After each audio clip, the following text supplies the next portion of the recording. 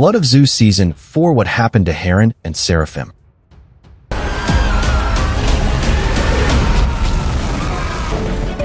know why you're doing this. Why? Why would you do this? I'm to be great again. The final battle begins.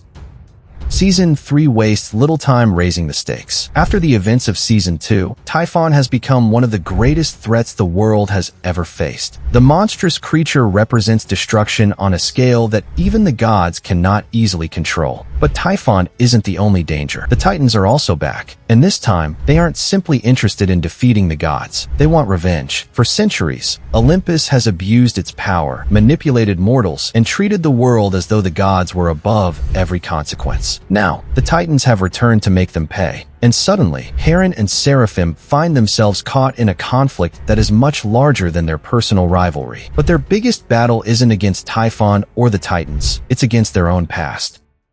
Heron and Seraphim's complicated bond.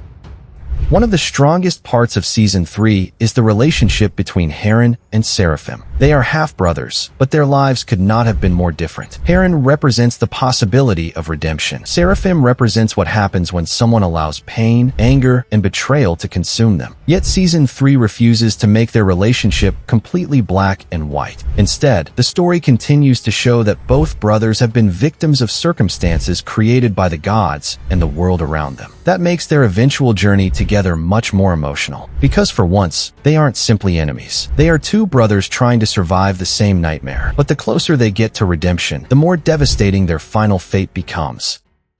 Seraphim's redemption.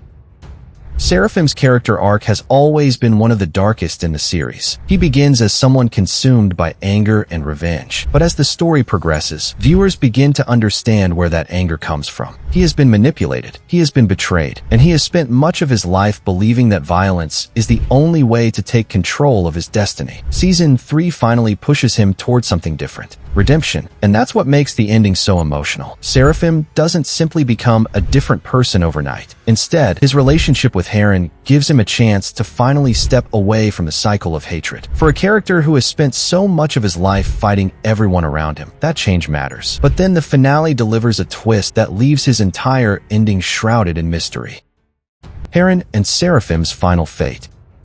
After the climactic events of the finale, something unexpected happens. Heron and Seraphim are shown together in the Elysian Fields, and this immediately raises a huge question. How did Seraphim die? The story doesn't give viewers the kind of clear death scene that would normally explain such a major development. That makes his appearance in the Elysian Fields feel surprisingly sudden, especially because Seraphim's redemption arc had become such an important part of the story. It almost feels as if there was supposed to be more. Perhaps his journey was originally intended to continue. Perhaps the creators had planned to explore his redemption over several more seasons. Or perhaps the ending was deliberately designed to give both brothers a peaceful final destination. Either way, the mystery surrounding Seraphim's death becomes one of the biggest talking points of the finale. And there is an even bigger reason why this ending feels so abrupt.